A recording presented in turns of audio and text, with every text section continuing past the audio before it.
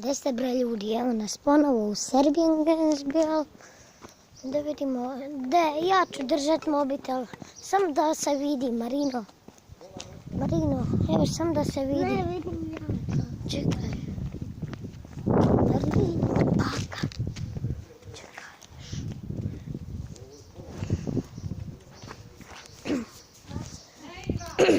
Danas smo samo izašli da vidite našu ulicu, kakva je Serbijanova ulica. Tamo je nekakvi vrtić. Marino, ne idi za mnom, idi svojim putem. Tamo je vrtić koji će se praviti.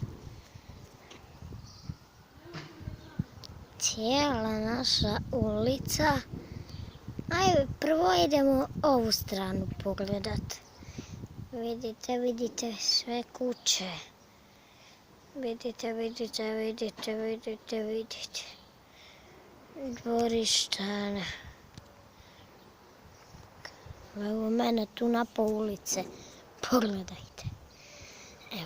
Evo ga. Eno moje bijele, ona je bijela gdje mi je prst.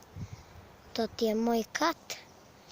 Mog brata skriva se. Tamo, vidite, ono tam je. Sad idemo tamo. Tamo smo krenuli, ovako smo krenuli, a sad idemo s one. A ne vidi se baš, ali nema veze, to ćemo kasnije malo. Može sljedeći video zapis.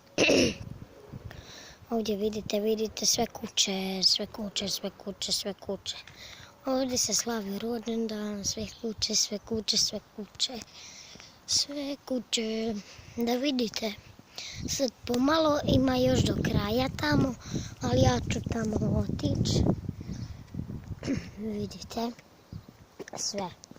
Ulica, hoću da hodam po traci. Ne mogu, čekaj. Ne smijem. Pa ovdje ću hodati.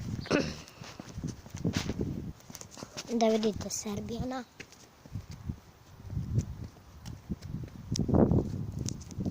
Vidite, sve isto. Kako vidite, sve isto. Dupence isto.